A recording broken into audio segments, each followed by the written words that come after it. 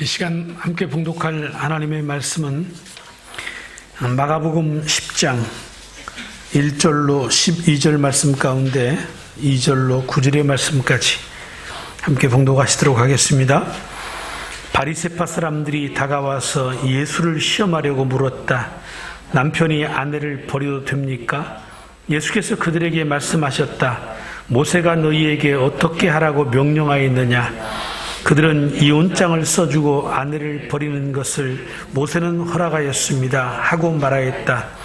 그러나 예수께서는 그들에게 말씀하셨다. 모세는 너희의 완악한 마음 때문에 이 계명을 써서 너희에게 준 것이다. 그러나 하나님께서는 창조 때로부터 사람을 남자와 여자로 만드셨다. 그러므로 남자는 부모를 떠나서 자기 아내와 합하여 둘이 한 몸이 된다. 따라서 그들은 이제 둘이 아니라 한 몸이다. 그러므로 하나님이 짝지어 주신 것을 사람이 갈라놓아서는 안 된다. 아멘. 자, 오늘은 봉독한 본문의 말씀을 중심으로 해서 결혼의 원리와 그 행복에 대해서 함께 말씀을 나누도록 하겠습니다. 우리는 두 주간에 실시했던 자녀들을 위한 기도회와 이 배우자를 위한 기도회를 마치고 이제 개인별 소감을 영상으로 나누었습니다. 짧은 시간이지만 너무나도 감사한 시간이었다고 생각합니다.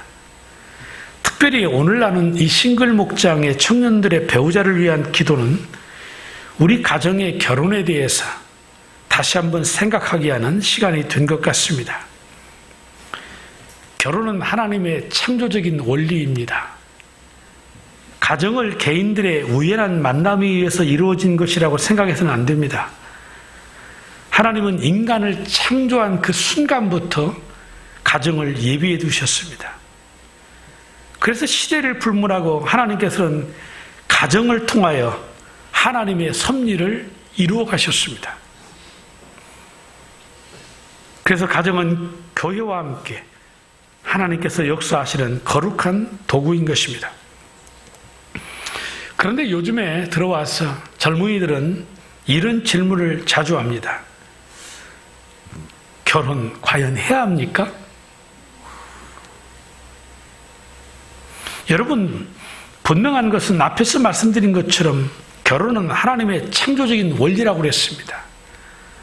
해도 되고 안 해도 되는 우리의 선택의 문제가 아니고 결혼은 하나님의 창조의 원리이며 축복이라는 사실을 분명히 알아야 합니다. 그러므로 우리 청년들이 이번 배우자를 위한 기도회를 하면서 느꼈던 그 마음들과 그 기도들이 다 하나님께 상달되어서 좋은 배우자 만나 행복한 가정을 이루는 그러한 축복이 있기를 주님의 이름으로 축복합니다. 맨 처음 아담과 하와의 결혼식을 보십시오. 하나님이 주례사가 되심과 동시에 이 신부의 아버지가 되셔서 하와를 이끌어 아담에게 주면서 이는 내 배필이다. 그리고 축복하시기를 생육하고 번성하라. 땅에 충만하라고 말씀해 주십니다. 이 얼마나 아름다운 장면입니까? 그 행복의 묘사가 어떻게 기록되어 있습니까? 저들이 발가 벗었으나 부끄러워하지 아니하더라. 이 말은 무슨 뜻입니까? 이 아담과 하와가 결혼하여 가정을 이루었는데 하나님과의 관계에서도 꺼리낄 것이 없고 부부의 관계 속에서도 꺼리낄 것이 없는 그러한 상황인 것입니다. 이 세상에서 처음이자 가장 완전한 결혼식이었고 가장 행복한 가정, 행복한 부부의 모습이었습니다. 그런데 이 행복한 부부의 관계가 지속되지 못합니다. 부부가 하나님과의 관계에서 꺼리낌이 생기고 부부와 부부 사이의 신뢰가 깨지는 겁니다. 그래서 발가벗었으나 부끄러워하지 않았던 저들이 그 발가벗음으로 인하여 부끄러워했다라고 성경은 말합니다. 그리고 서로가 서로에 대해서 핑계를 대기 시작합니다. 저 뱀이 주어서 내가 먹었다. 남편은 하나님이 주신 저 여자 때문에 내가 먹었다. 부부의 신뢰의 관계가 깨진 것이죠. 어쩌면 우리들의 결혼 생활도 마찬가지입니다. 서로가 사랑해서 결혼했지만 살아가면서 수많은 위기들을 만날 겁니다. 그리고 우리는 그 위기를 극복하며 살아가는 것입니다. 비록 문제는 있지만 아담과 하와가 헤어졌다고 성경은 말하고 있지 않습니다. 이 부부가 아들, 딸 낳고 잘 살다가 죽었다고 그랬습니다. 왜일까요? 부부들이 서로 노력했기 때문이다. 물론 노력도 필요하지요. 그런데 우리 가정이 존속되어지고 부부의 관계가 헤어지지 아니하고 지속될 수 있는 그 원동력을 어디서 찾아야 되느냐? 바로 그리스도 예수 안에서입니다. 그래서 아담과 하와가 부끄러워해서 숨었는데 하나님이 저들에게 가죽옷을 지어 입혀주시는 겁니다. 깨어진 부부의 관계를 가죽옷을 지어 입히심으로 그 부끄러움을 다 가려주셨기 때문인 것입니다. 오늘도 마찬가지입니다. 부부가 서로의 위기를 만났을 때 가죽옷 되신 예수 그리스도의 그 십자가 은혜가 남편의 가슴에 흐르든 아내의 가슴에 흐르든 누군가의 가슴에 흐르기만 하면 서로가 용서하고 화해될 수 있는 것입니다. 그래서 다시 가정이 회복되고 부부의 관계가 행복해지는 것입니다. 그럼에도 안타깝게도 이 부부들이 서로 헤어져야만 하는 상황이 발생합니다. 이 통계청 자료에 따르면 올 2021년도 1월의 이혼 건수는 8,373건, 올해 1월 한 달의 건수입니다. 그리고 작년 한 해에는 10만 6,500건의 이혼이 있었다고 그랬습니다. 그나마 이 이혼율이 높은 다른 나라와 비교해 보면 한참 낮은 수치라고 하니까 그나마 다행이라고는 생각을 합니다. 어쨌든 안타깝게도 언제부터인가 이 이혼이 사회의 보편적인 현상으로 자리 잡는 것 같아서 매우 안타깝습니다.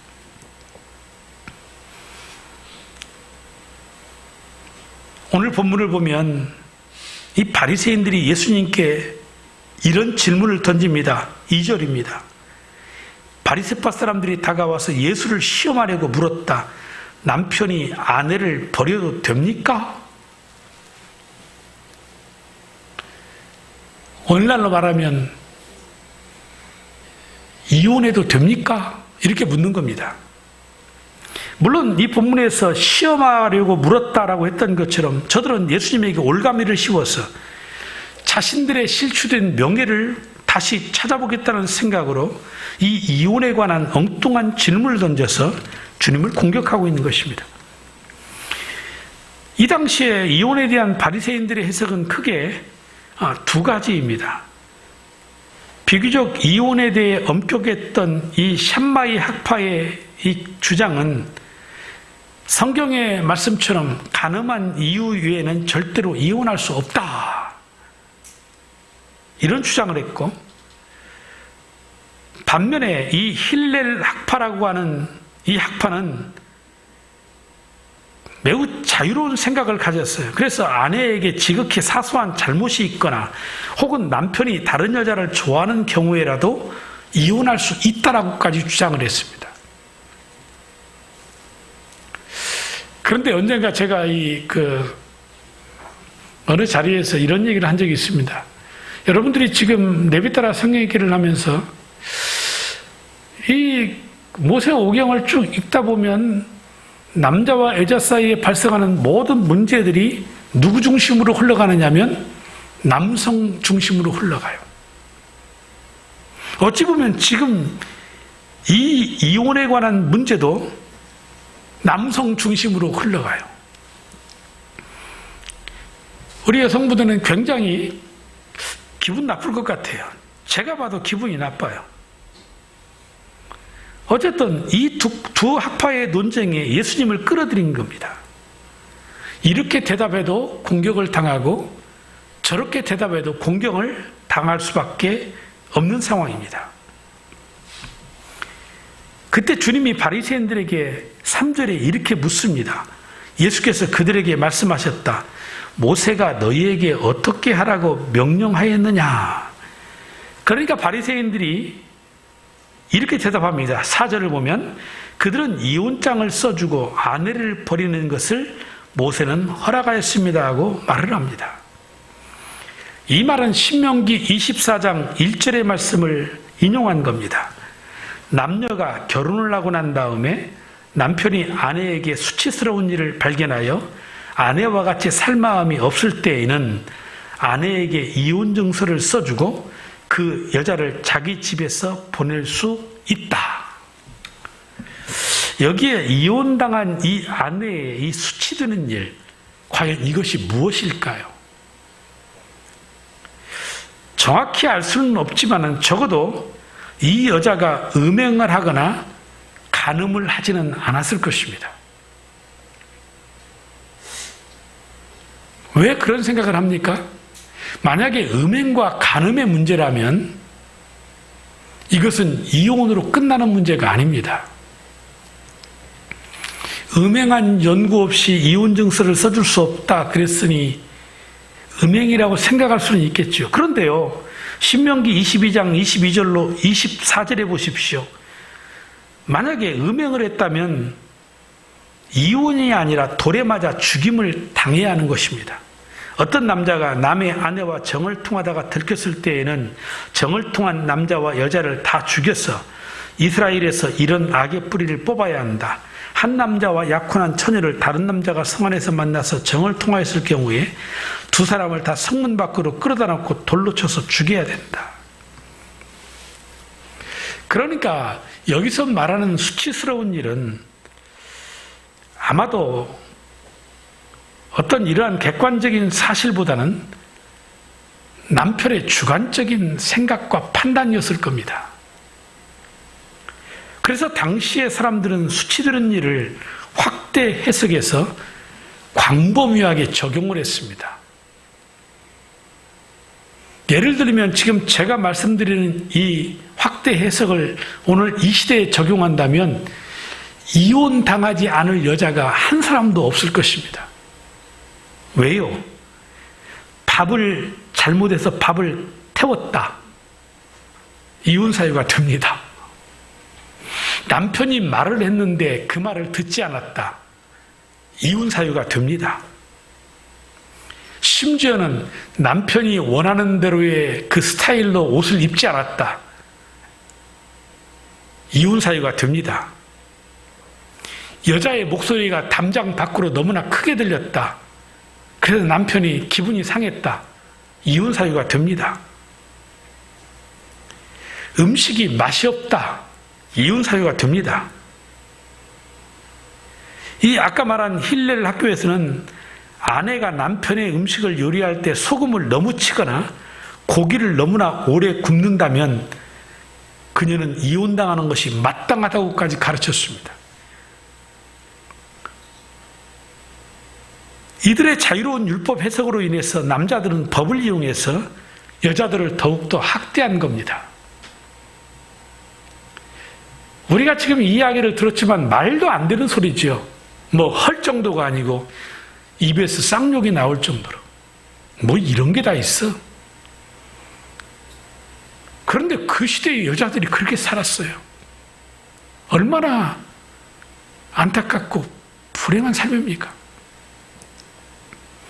바로 이 기가 막힌 아내들을 위해서 하나님이 말씀하신 법이 바로 이 신명기의 이 말씀인 겁니다. 하나님은 이 법으로서 가련한 아내들을 보호하시기를 원했어요. 이 법에 따라 남편이 이혼 증서를 써주면 그저 그 남편의 사유재산이라고 여겨졌던 여인이 남편의 속박에서 벗어나서 무엇인가 새로운 삶을 살 수 있는 길을 열어주신 것이죠.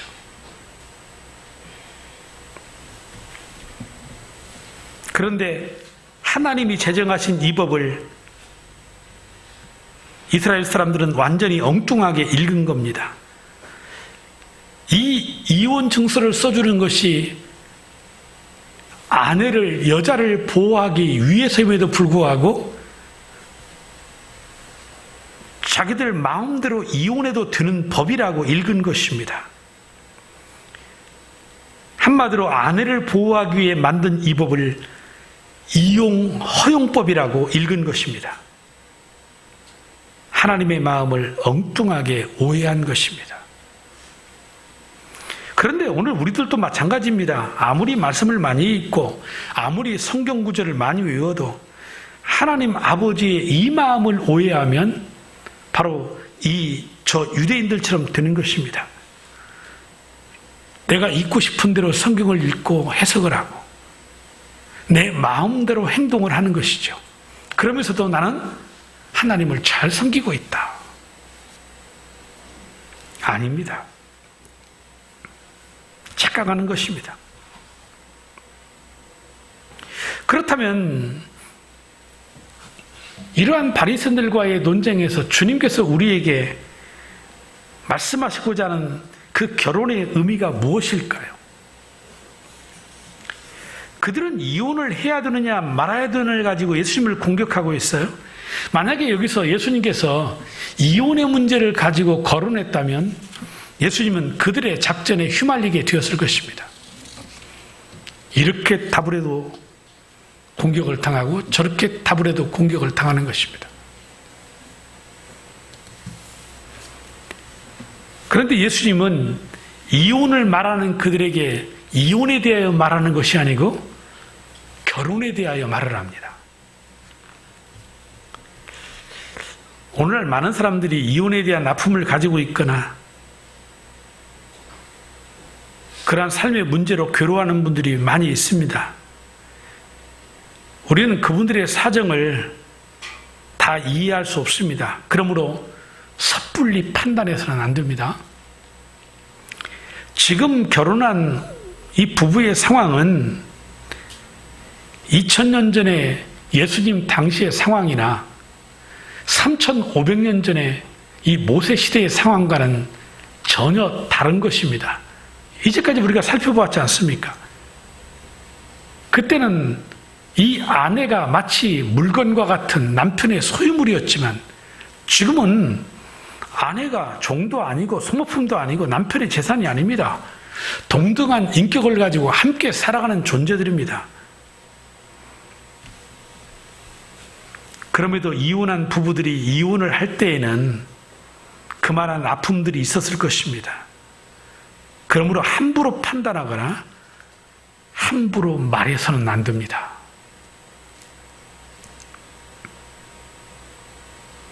그렇다면 주님께서 이 창세기의 말씀을 통해서 결혼의 원리를 어떻게 설명하느냐? 첫째, 결혼은 창조 때부터 제정한 것이다. 즉 결혼을 위해서 세상을 만드셨다. 마가복음 10장 6절을 보십시오. 그러나 하나님께서는 창조 때로부터 사람을 남자와 여자로 만드셨다. 그러니까 결혼의 창시자는 하나님이십니다. 하나님은 창조 시에 남자와 여자를 지으셨습니다. 결혼은 하나님의 가장 아름다운 작품입니다. 결혼은 사람이 동물하고 하는 것이 아니고 남자와 여자가 하는 것입니다. 결혼은 남자끼리 여자끼리 하는 것이 아니고 남녀가 함께 하는 것입니다. 결혼은 하나님이 맺어주신 만남입니다. 하나님의 계획에 이혼은 없었습니다. 그래서 예수님은 이 인간이 타락하기 전에 에덴 동산에 있었던 결혼의 진리를 가져다가 지금 이혼을 해야 됩니까? 말아야 됩니까? 라고 하는 저들에게 답을 주고 있는 거예요. 여러분, 말씀드린 것처럼 결혼은 하나님이 창조 때부터 제정한 것입니다. 가장 아름다운 하나님의 작품이라는 겁니다.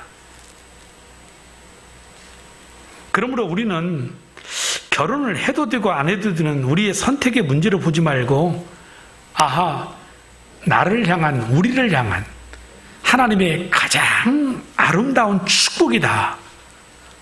이 하나님의 축복으로 받으시기를 바랍니다. 그리고 우리의 가정을 이 에덴 중에 가장, 에덴과 같이 가장 행복한 것으로 만드시기를 바랍니다. 이것이 바로 결혼이다.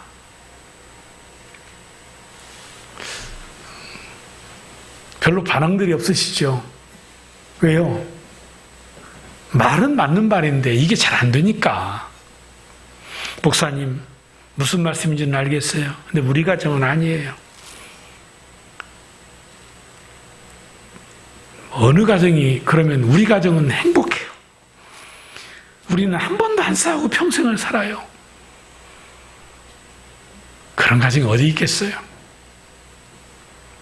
죄의 속성을 가진 우리 인간들이 만난 삶이기에 말씀드린 것처럼 예수 그리스도 그 누군가에 흐르는 그 주님의 사랑이 아니고는 정말 가정들이 버티기가 힘들고 부부들이 함께 살아가기가 힘든 거 우리 다 알잖아요. 하지만 이 문제가 있다고 해서 내 가정을 포기하는 것이 아니고 결국 주님께서 이혼의 문제를 가지고 창조의 문제, 이 결혼의 문제를 가지고 대답을 하는 것처럼 우리가 추구하고 따라갈 이 원리, 결혼의 원리, 이걸 쫓아가면 위기에 우리 가정도 회복될 수 있다라고 하는 바로 그 말씀 아닙니까?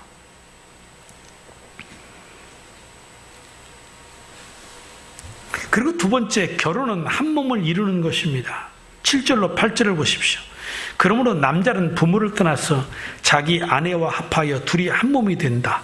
따라서 그들은 이제 둘이 아니라 한 몸이다. 이 말씀은 창세기 2장 24절 말씀인데 이 결혼은 부모를 떠나서 자립하는 것입니다. 부모도 결혼한 자녀를 떠나 보내야 되고 자녀도 부모를 완전히 떠나야 합니다. 그래서 자녀는 결혼하면 육체적으로 정신적으로 부모에게 독립해야 됩니다. 그리고 부모들은 저들의 삶을 간섭해서는 안 됩니다. 저들이 부모님에게 이걸 어떻게 해야 되나요?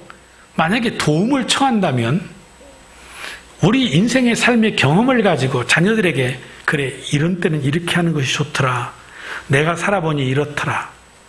하지만 이럴 때에도 내가 이렇게 했으니 너도 이렇게 하라가 아니라 너희들이 의논해서 잘 판단해서 너희들이 살아가거라.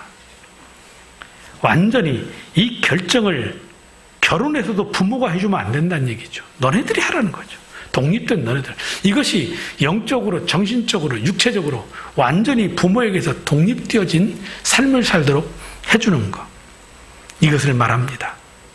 그래서 하나님은 남자가 부모를 떠나 여자와 연합하여 한 몸이 되라고 하신 것입니다.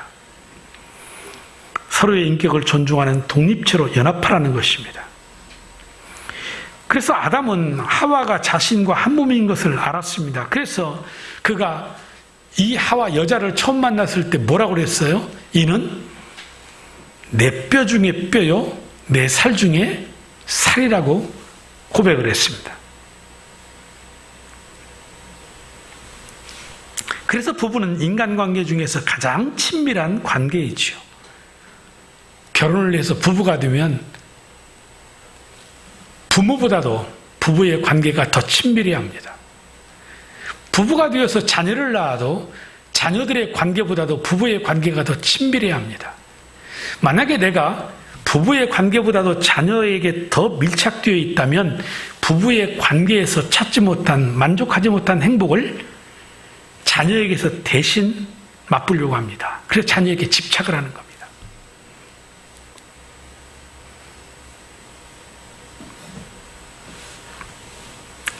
우리가 흔히 부모와 자식의 관계는 일촌이지만 부부는 촌수가 없다라고 말합니다. 이 촌수가 없다라는 것은 부부의 관계가 가장 가까울 수 있지만 헤어지면 가장 먼 사람이 되는 것입니다. 우리는 부부가 남자는 머리이고 여자는 몸으로 한 몸이라는 것을 알아야 합니다. 그래서 남편은 머리로서 자신의 몸처럼 아내를 사랑해야 되고, 아내는 남편을 머리처럼 존중하고 존경하며 사랑 안에서 순종하며 질서를 세워가야 합니다. 왜입니까? 부부는 한 몸이기 때문에 그렇습니다. 그래서 결단코 하나 된 이 둘을 나눌 수 없습니다. 마음에 들지 않는다고 목을 쳐내면 몸도 죽는 거고, 마음에 들지 않는다고 이제 몸을 쳐내면 머리도 함께 죽는 것입니다.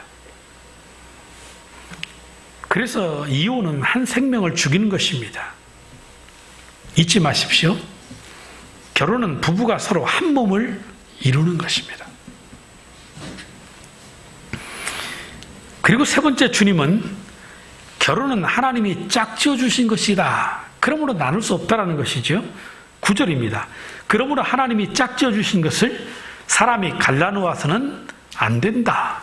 여기에 이혼을 할 수 없는, 헤어져서는 안 되는 또 하나의 이유가 나옵니다. 하나님이 짝지어 주셨다라는 것입니다.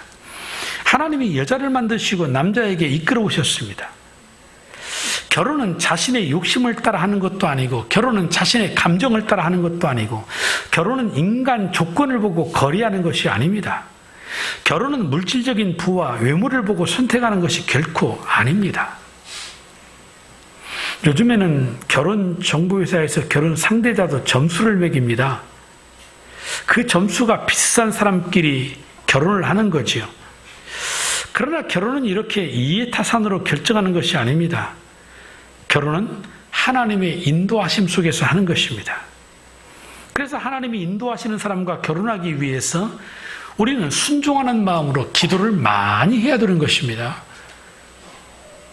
이 배우자를 위한 이 기도, 이것은 특별히 이러한 기도의 특별한 그 주간에만 하는 것이 아니고 매일매일의 나의 삶의 인생의 가치관이 되어야 합니다.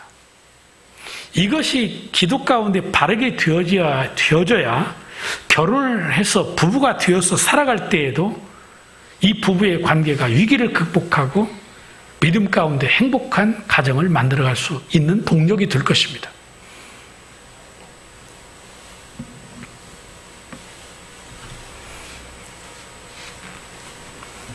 이미 결혼한 부부들도 마찬가지입니다.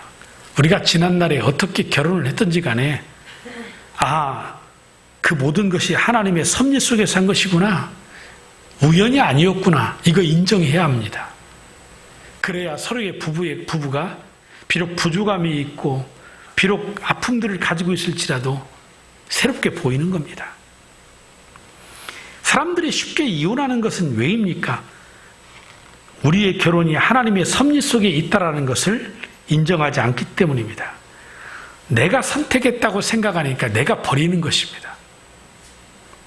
예를 들면 우리가 물건을 잘못 살면 물건을 반품하잖아요. 마치 이런 생각을 하는 것 같아요.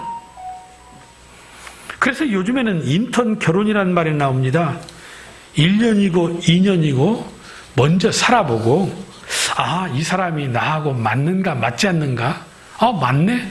그러면 결혼하고, 맞지 않으면 헤어지고. 여러분, 이게 합리적이고 현실적인 생각 같지만 이 사람이 결혼할 가능성이 있겠어요? 제가 보기에는 제로입니다.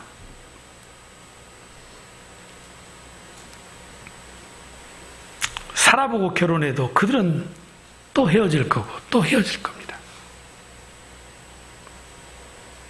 그 생각 자체부터가 잘못된 거거든요.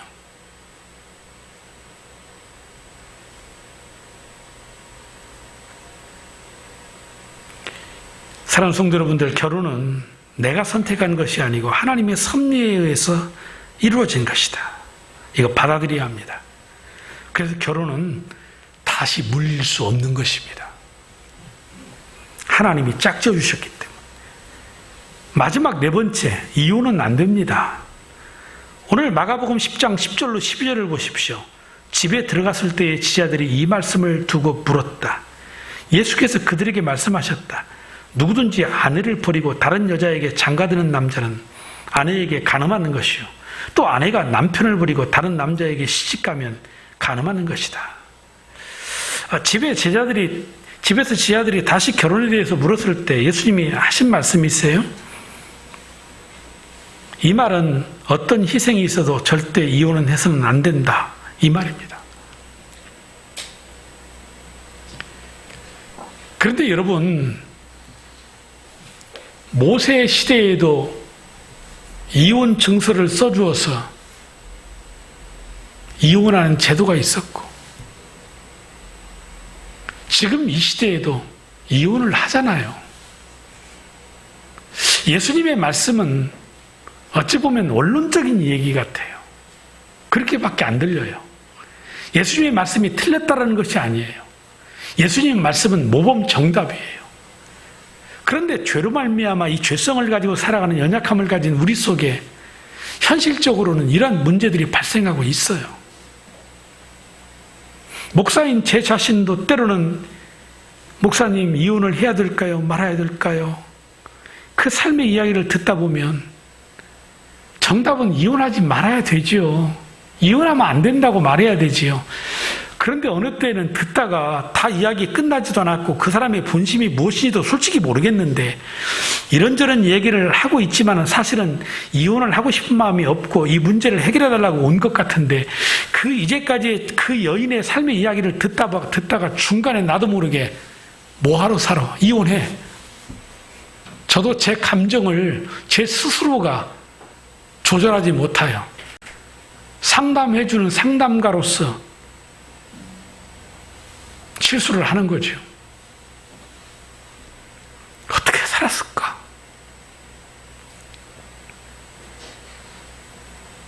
그 고통 속에서 어떻게 참고 살았을까? 이가 내 여동생이었다면 과연 내가 뭐라고 했을까?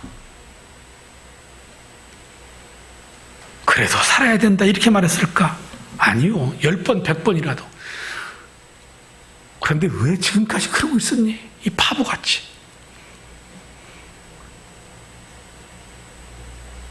이게 현실이란 말입니다. 그러니 목사로서 설교하기 참 쉽게 생각하면 쉬워요. 아니 예수님이 이렇게 말씀하셨으니까 이대로만 하고 여러분 이혼하면 안 돼요. 이렇게 말하면 되는데 현실 속에 이러한 문제들을 보고 힘들어하는 분들을 보면서 어떻게 말씀을 해줘야 될까?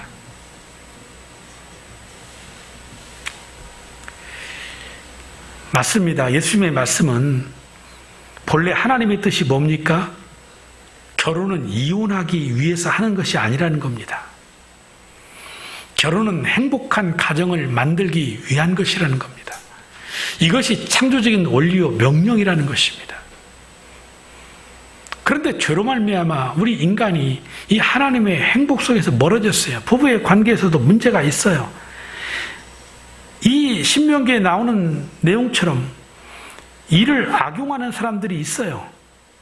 아내의 인격 존중하지 않고 폭력을 휘두르고 해서는 안 될 일을 하는 사람들 속에 이 아내들을 보호하기 위해서 이혼 증서를 써주라고 했는데 이걸 이용하는 거죠.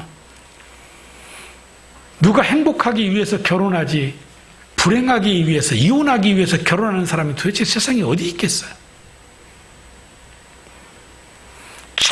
참다 못해서 이혼하는 겁니다. 누가 이들에게 돌을 던지겠습니까? 만약에 여러분 주위에 이런 분들이 있다면 돌을 던지지 마시고 그들을 좀 안아주십시오. 교회가 저들을 좀 품고 섬겨줘야 합니다. 그래서 우리가 아까 읽었던 이 신명기의 말씀에 앞서서 이 내용은 공동체에 대한 이 소외된 약자들에 대한 이야기를 하면서 결국은 그 1순위가 누군지 아십니까? 이혼당하는 여자들, 이혼당한 사람들. 그들을 공동체가 품어주라는 겁니다. 현실이니까. 이혼하면 안 되는데 현실이니까. 그럼 그들은 누가 품어줘야 되느냐? 공동체입니다.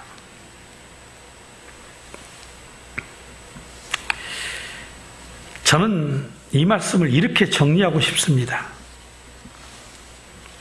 이혼을 하느냐 마느냐, 이 상황을 만들지 말라는 겁니다. 이 상황을 만들어 놓고 할 거냐 말 거냐, 이혼할 거냐 말 거냐,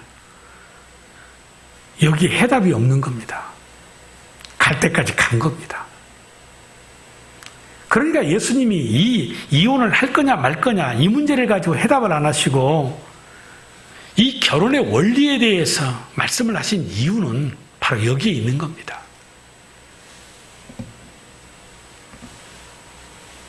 예수님께서 강조하신 것은 무엇입니까? 결혼은 하나님이 짝지어준 것이다. 그래서 가정은 행복한 것이 되어야 된다. 그러므로 그 노력을 해야 돼요. 이거 하지 않고 결국 이혼할 거냐 말 거냐 상황을 만들어 놓고 이걸 해결한다? 해결 안 됩니다. 그래서 부부의 관계는 저절로 되는 게 아니지 않습니까? 우리 서로 살아보고 있지 않습니까? 서로 함께 노력해서 이 결혼의 원리를 붙잡고 함께 부족하고 연약함이 보일지라도 함께 살아갈 때 그래도 살아가는 겁니다. 아담과 하와가 헤어지지 아니하고 자식 낳고 죽었던 것처럼 우리도 그렇게 살다가 죽을 것입니다.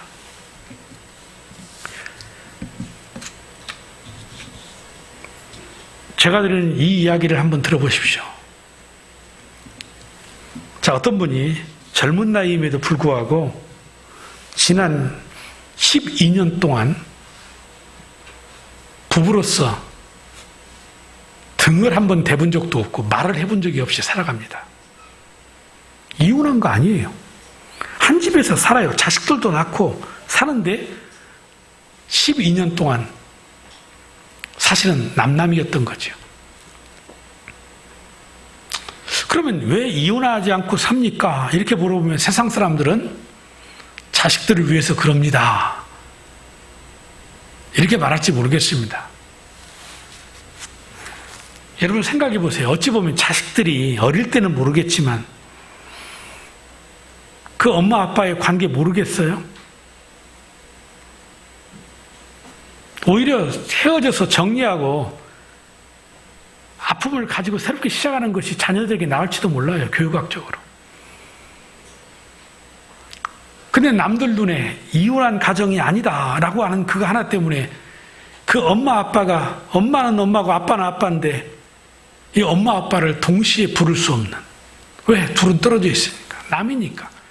그걸 바라보는 자식들의 고통은 이해하지 않나요? 어찌 보면 자식들을 위해서가 아니고 자기 자신들을 위해서인지도 모릅니다.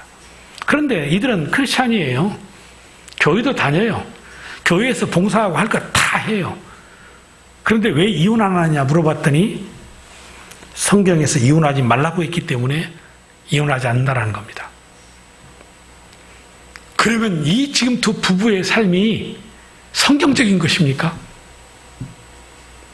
단지 이혼을 안 했다고 하는 것 뿐이지 이게 성경적인 부부의 관계입니까? 아니라는 거죠. 그래서 예수님께서 원하는 것은 모든 크리스찬 부부들이 문제가 있고 아픔이 있을지라도 내가 선택한 것 같지만 하나님이 짝지어준 이 남편과 아내와 더불어서 이 행복한 가정의 원리를 추구하고 그것을 위해 살아가라는 겁니다. 우리가 부족함이 있을지라도 그 하나님의 뜻을 쫓아서 결혼의 원리를 쫓아서 살아간다면요, 결단코 우리 이혼합시다. 할 거냐 말 거냐 이런 상황 오지 않습니다. 방심하기 때문입니다. 결혼했으니 다 될 거다? 방심하지 마십시오. 저절로 되어지지 않습니다. 그래서 성경은 끊임없이 남편과 아내와 남편의 관계 사이에 끊임없이 존중해야 된다. 머리로 여겨야 된다. 사랑해야 된다. 네 몸같이 사랑해야 된다. 왜 이런 말을 끊임없이 반복하는 거예요? 그만큼의 위험성이 있기 때문인 것이죠. 그런 노력을 하지 아니하면 행복한 가정, 행복한 결혼, 행복한 부부의 관계를 유지할 수 없기 때문에 끊임없이 말씀하시는 거거든요.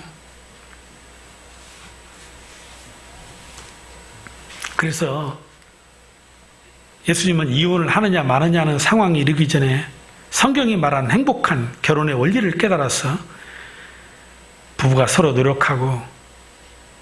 노력해서 행복한 가정을 이루어야 된다는 거죠. 그래서 사탄이 우리의 부부의 관계를 틈타지 못하도록, 이 마귀가 우리의 가정에 틈타지 못하도록 깨어서 기도하고 함께 살아가라는 겁니다.